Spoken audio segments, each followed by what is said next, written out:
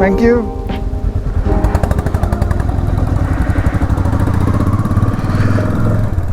তো রণজিৎ হোমস্টে থেকে আমরা জাস্ট বেরিয়ে এখন যাবো কার্শিয়াং। কার্শিয়াংয়ে ড্রিম হোমস্টে বলে একটা হোমস্টে বুক করেছি, তো সেইখানে গিয়ে তাও উঠবো। তো সকালবেলা ওয়েদারটা তো বেশ একটু রোদ বেরিয়েছিল, একটু মনে বেশ ফুর্তি জেগেছিল, কিন্তু এখন আবার মেঘলা হয়ে গেছে। মার্কেটটা ক্রস করে গেলে তারপর একটু রাস্তা ভালো পাবো। তো আজকে আমাদের প্ল্যান হচ্ছে কার্শিয়াংয়ে যাওয়া, কার্শিয়াংয়ে ওখানে থাকবো, কারণ কার্শিয়াং থেকে Siliguri as per Google map দেখা যায় 1 ঘন্টা মতো। তো আমরা কার্শিয়াং থেকে একদম সোজা কলকাতার দিকে রওনা দেবো কালকে একটু তাড়াতাড়ি বেরোতে হবে। এই ঋষি রোডের মাঝখান দিয়ে চলে যাচ্ছি ঘুমের দিকে। ঘুম এখান থেকে 6 কিলোমিটার দেখাচ্ছে। এই ঋষি রোডটা চলে যাচ্ছে ঘুমের দিকে। ঘুম থেকে একটা দিক চলে যাচ্ছে দার্জিলিং, আর একটা দিক চলে যাচ্ছে শিলিগুড়ি। আমরা এই শিলিগুড়ির দিকে যাবো, কার্শিয়াংয়ের দিকে যাবো। ঘুম দেখাচ্ছে এখান থেকে 4 কিলোমিটার। টুবুন এগিয়ে গেল, টুবুন এখন লিড করছে। আমাদের আরেক বন্ধুর আসার কথা ছিল, অভিষেক। অভিষেক এখানে আজকে আসেনি, এই ট্রিপে আসেনি। ওকে আমরা খুব মিস করছি। ও রিসেন্টলি হিমালয়ান কিনেছে এবং আমাদের প্ল্যান ছিল একসঙ্গে 3 বন্ধু আসবো, কিন্তু অভিষেকের কর্মব্যস্ততার কারণে অভিষেক আসতে পারেনি। কিন্তু অবশ্যই পরবর্তী ট্রিপে অভিষেককে ছাড়া আমরা যাবো না, ওর জন্য একটা ট্রিপ করতে হবে। এখনও আমরা ঋষি রোডের উপর দিয়ে চলছি। তো এরপরে একটা রাইট টার্ন তো একটা রয়েছে, একটা টার্ন নিয়ে ওখান থেকে হিল কাট রোডে আমাদের ঢুকতে হবে। আমরা ঘুমে পৌঁছে গেছি। এই ঘুম থেকেই আমরা ডান দিকে যাব। এই রাস্তাটাই হচ্ছে কার্শিয়াং, এই রাস্তাটা হচ্ছে দার্জিলিং যাবার। আর আমাদের একটু যেতে হবে এখান থেকে সোজা। এখন এখান থেকে 22 কিলোমিটার বলছে। হ্যাঁ ঠিক আছে, এটাই আমরা ডান দিকে চলে গেলাম কার্শিয়াংয়ের দিকে। আর যেটা বললাম, ওখান থেকে বাঁ দিক চলে গেলে পৌঁছে যেতাম দার্জিলিং। টুবুন সামনে আছে।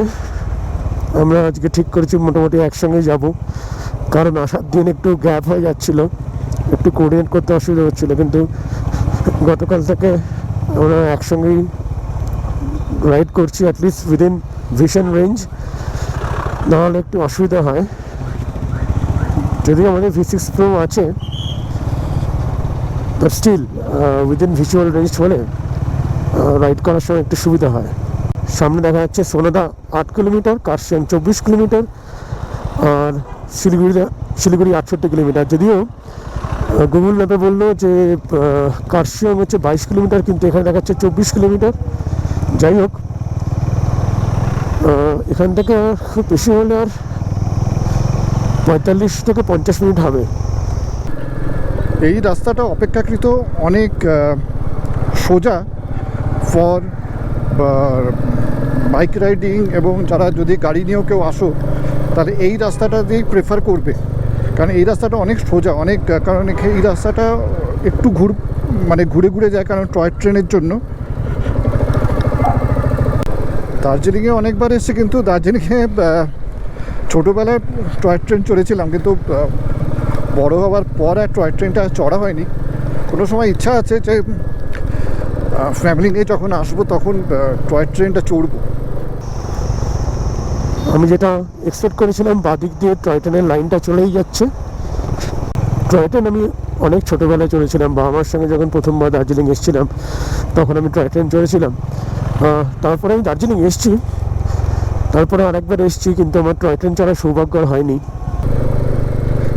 কিছুই না, এগুলো একটা ছোট ছোট স্মৃতি মানুষের মনের মধ্যে থেকে যায়, যেটা পরে ভাবলে খুব আনন্দ লাগে। আমরা এখন এসে পৌঁছেছি সোনাডা মার্কেট। সোনাডা 1893, এটা সোনাডা রেলওয়ে স্টেশন। ভারী সুন্দর। এইখানে এই রেল লাইনগুলো যে গেছে, বাইক চালাবার জন্য খুবই ডেঞ্জারাস রাস্তা এগুলো। তো একটু যদি অন্যমনস্ক হও তাহলে কিন্তু ধপাস। তো এই জায়গাগুলো খুব একটু কেয়ারফুলি চালাতে হবে। आगे से ही एक ऐसे लेफ्ट टर्न लेना है। ठीक है, ओके, थैंक यू।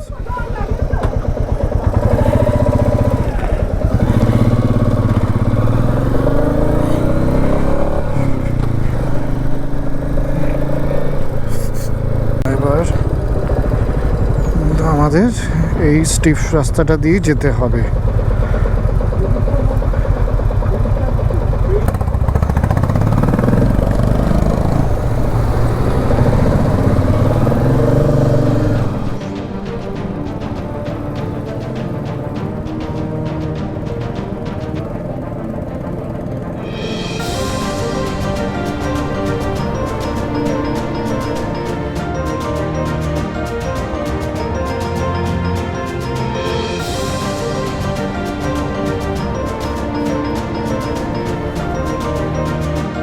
স্টিফ রাস্তা, ফার্স্ট গিয়ারে গাড়ি ছোটাচ্ছি।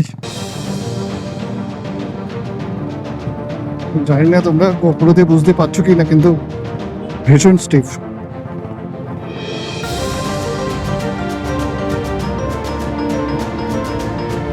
বললে গাড়ি গেল থেমে।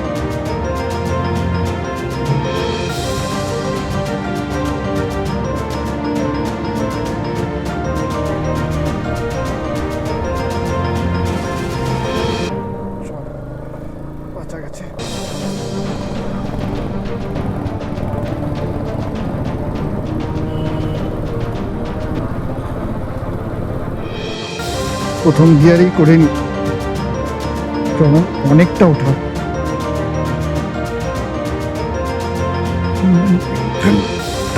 কোথায় আবার নেমে গেলাম রে।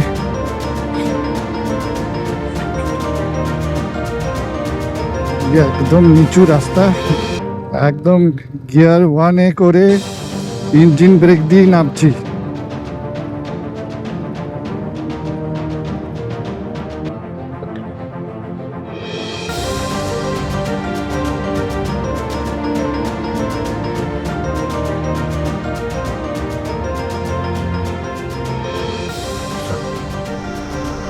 ওইখানে দেখা যাচ্ছে একটা ড্রিম হোম, তো হতে পারে ওটাই ড্রিম হোমস্টে, কিন্তু গুগল ম্যাপে তো একেবারে অন্য জায়গায়। ওখানকার যে হোমস্টের যে ওনার, তিনি বলেছিলেন যে গুগল ম্যাপ ফলো না করতে। আমরা ওই জন্য ওদের এখানকার লোকালসদের জিজ্ঞাসা করতে করতেই এসছি। এটাই রেট, ওটা এটাই তো, চলো গুড।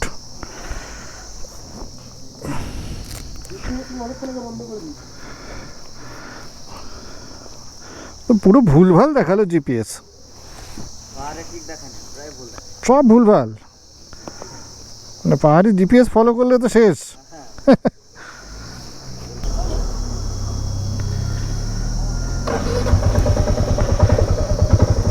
চলো এখন হোমস্টেটা ঢুকি। হ্যাঁ হ্যাঁ, সব ওকে। এখানে জিপিএস কোনো কাজই করে না। আর যেহেতু এই হোমস্টেটা একটু ভিতর দিকে, একটু ডিফিকাল্ট হয়ে যায়। হ্যাঁ হ্যাঁ, ভিউটা ভালো, সুন্দর।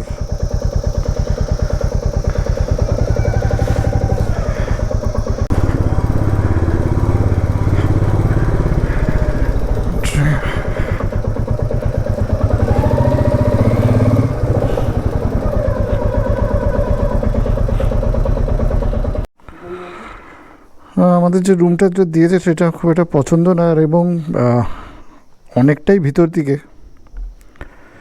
তো আমরা এখান থেকে যদি আমরা মার্কেটেও যদি কোথাও যাই তাহলেও সেটা অসম্ভব ব্যাপার। মানে সন্ধেবেলাটাও আমরা কিছুই করতে পারবো না। কি করবি না? এখানে আমার মনে হচ্ছে না থেকে কিছু লাভ হবে, কারণ কোথাও যেতে পারবি না এখান থেকে, তাই না?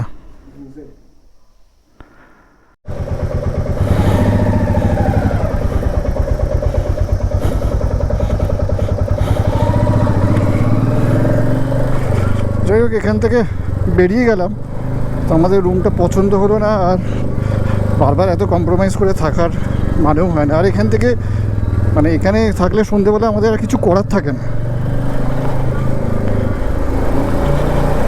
চলো এখান থেকে বেরিয়েই যাই।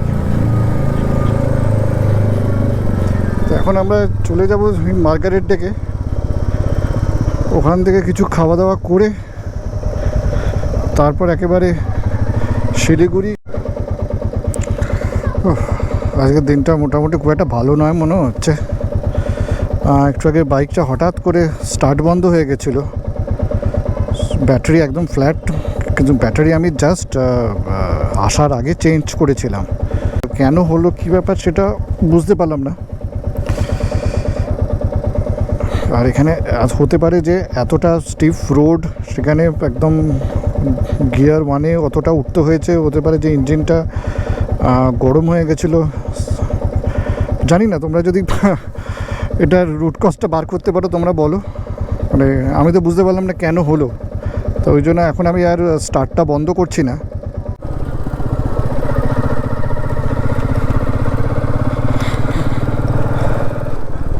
এখন আমরা মার্গারেট ডেকের পথে।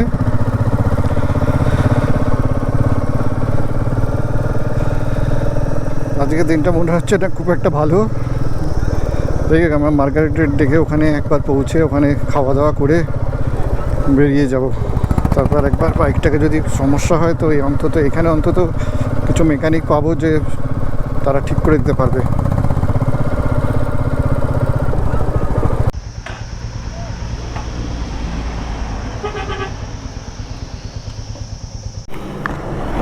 মাদার্স ডেকে এখানেই এসে গেছি, ওইখান থেকে একটু খাওয়া দাওয়া করে বেরিয়ে যাব।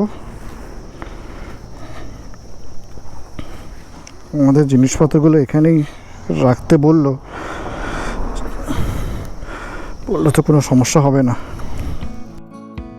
কার্শিয়াংয়ের সবুজ পাহাড়ের ঢালে এক মনোমুগ্ধকর কাঠের ডেকে অবস্থিত মার্গারেট ডেক টি লঞ্চ, যা চাপপ্রেমীদের জন্য এক স্বর্গ।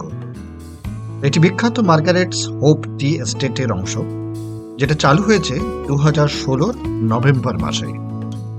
এখানে দুটো সেকশন, একটা ঢুকেই লবি যেখান থেকে আপনারা চা বা কিছু গিফট কিনতে পারেন, আর একটা সেকশন হচ্ছে রেস্টুরেন্ট অর টি লঞ্চ, যেখানে বসে চা বা চায়ের সাথে তাও নিতে পারেন।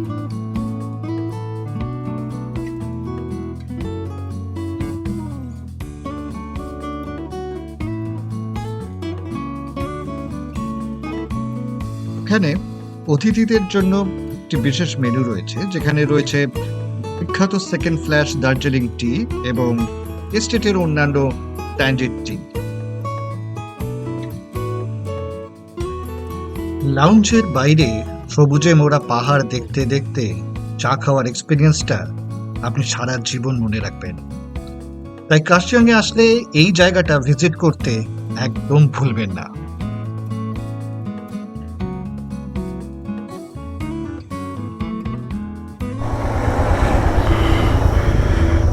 মার্গারেট এখান থেকে বেরিয়ে যাচ্ছি,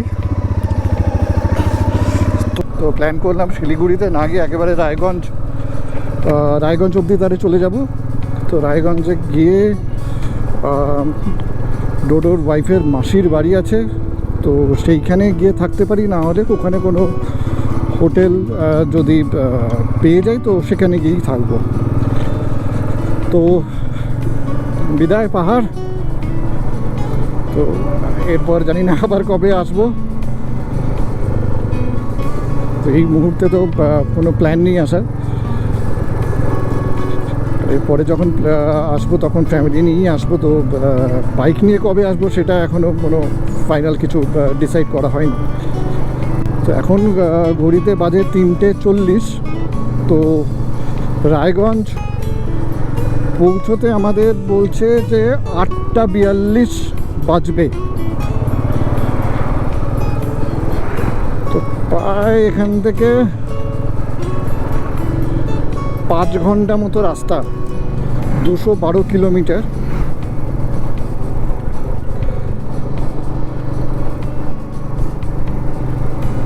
ঠিক আছে, আমাদের সন্ধেবেলার আগে আমরা পাহাড় থেকে নেমে যেতে পারবো।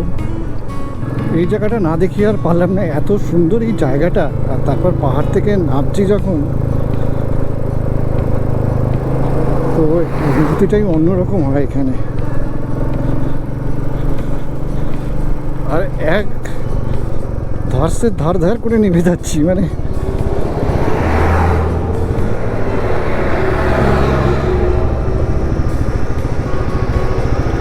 তো যেহেতু এখানে রাস্তাটা অনেকটা চওড়া, তো সেহেতু কোনো অসুবিধা হচ্ছে না আমাদের, কিন্তু রাস্তাটা বেশ যথেষ্ট স্টিফ আছে।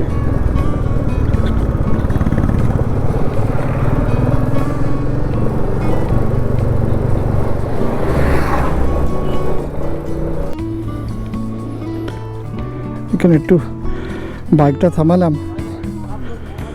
এই বলছিলাম ডোডোকে যে এখানে যে আমরা দেখতাম আই লাভ কার্শিয়াং, সেটা কোথায়।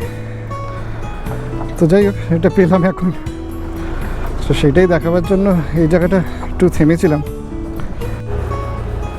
বেশ গরম লাগছিল, তো টোটো বললো যে এখান থেকে আমরা একটুখানি জ্যাকেটগুলো খুলে নিই, নাহলে বেশ গরম লাগছে, কারণ পরে রাইড করতে অসুবিধা হবে। ঠিক আছে, এখান থেকে আমরা জ্যাকেট ফ্যাকেটগুলো একটু গুছিয়ে খুলে নিয়ে আবার বেরিয়ে যাব। পর একদম জাস্ট পেট্রোল পাম্প, পেট্রোল ভরাতে হবে, পেট্রোল ভরিয়ে রায়গঞ্জ।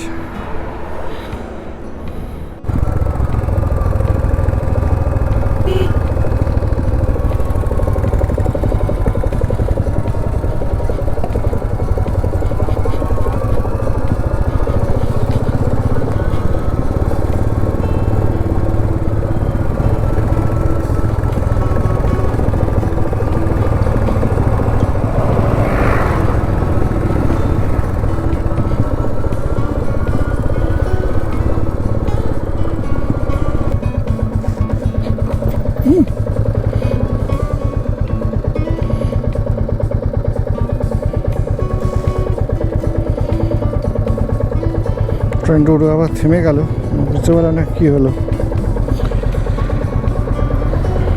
কিন্তু এখানে দাঁড়ানোটাও বেশ চাপের, এত স্টিফ রাস্তা। এগিয়েছে,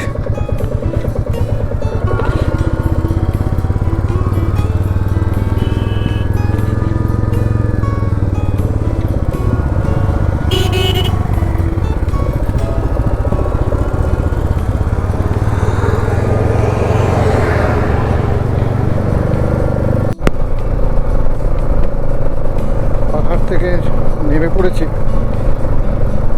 এখন সমতলে। আমাদের প্ল্যান হচ্ছে সন্ধ্যেটা নামার আগে সিটির মধ্যে ঢুকে যাব।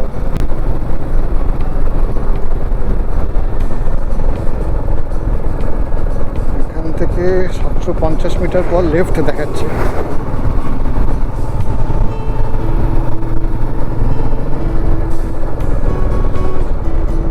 ডোডোকে একবার জিজ্ঞেস করে নেবো যে এখান থেকে লেফট যাওয়া যায় না অন্য কোথাও, কারণ ও এই জায়গাগুলো ভালো চেনে।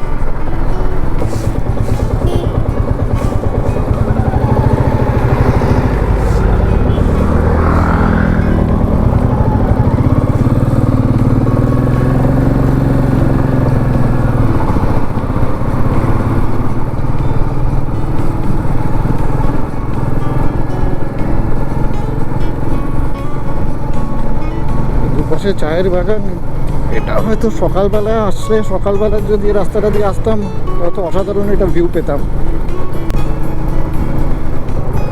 কার্শিয়াং থেকে সোজা আমাদের কলকাতার রাস্তা অনেকটা হেক্টিক হয়ে যেত, অতটা হয়তো আমরা পারতাম না।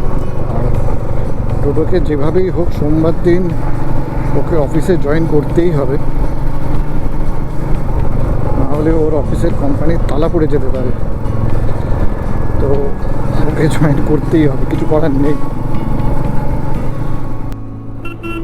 আমরা রায়গঞ্জ থেকে আরও ভিতরে কালিয়াগঞ্জে চলে আসলাম ডোডোর মাসি শাশুড়ির বাড়িতে।